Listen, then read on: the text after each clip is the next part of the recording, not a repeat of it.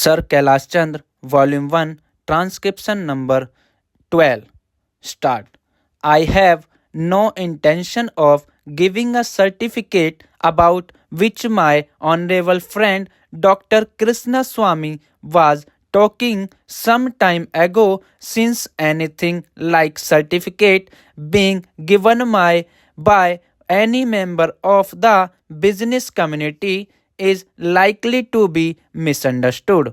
But the fact remains that impartial observers both here and abroad have testified to the soundness and stability of our finances, which have successfully withstood severe stresses and strains of the changing economic factors, both national and international, and for this the fullest possible credit is due to the wise handling of the situation by our present finance minister.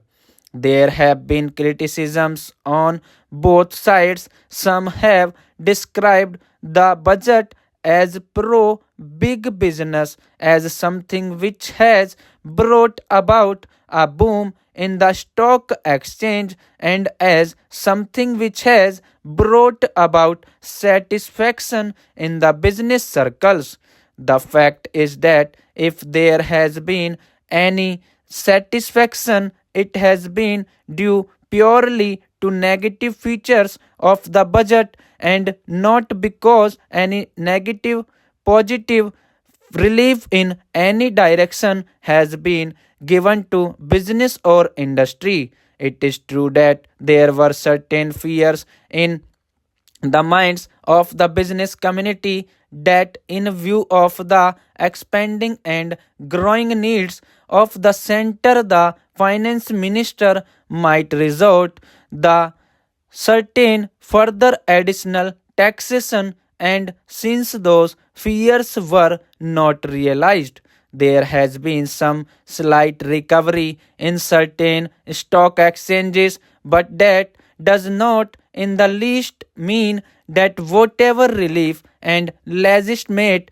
relief was due to the business and industrial community has received any adequate response from the finance minister. We have got to face the fact that we are at present engaged in the process of development.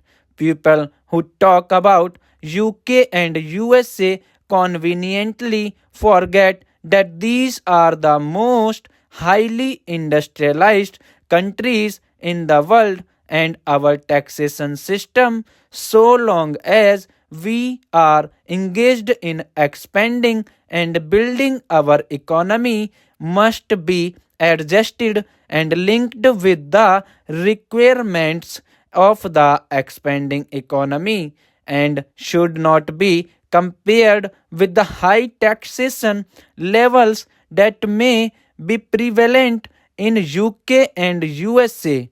Friends have talked about unemployment, but whether the raising of the direct taxation levels will in any way mitigate unemployment is a question that should be considered. If the finance minister gives substantial relief in direct taxation, I think that might lead to an acceleration in the pace of development.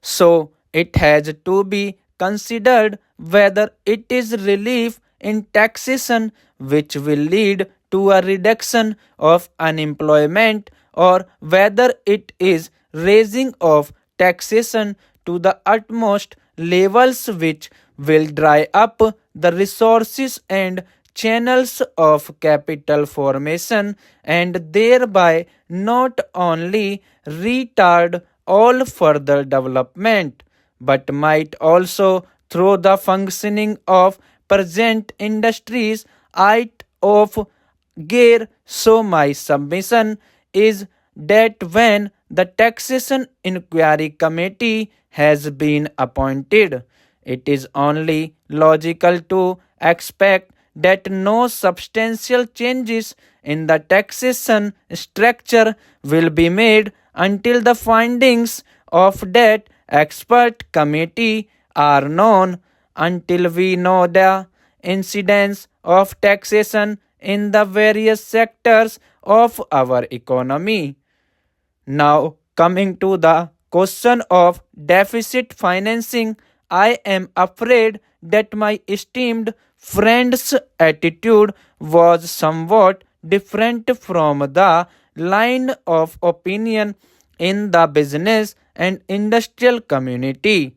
Not that we advocate deficit financing for bringing any artificial rise in prices, but the fact is that those who have criticized deficit financing have not suggested any other alternative or made any other constructive suggestion which will bring about necessary development plans.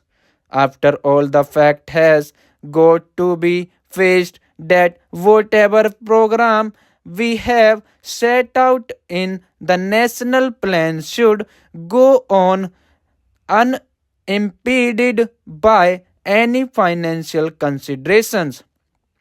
An assurance has been given by the finance minister that so far as financial resources are concerned, he will ensure that the 5-year plan will not in any way be retarded.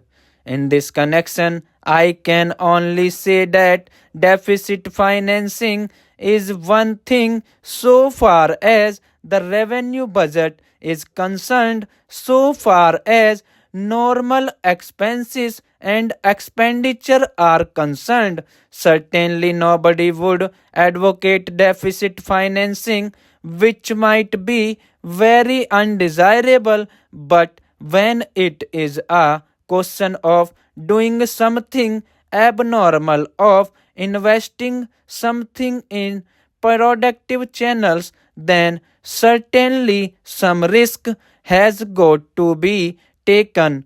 And I think the finance minister has been fully cautious in taking whatever measures he has so far.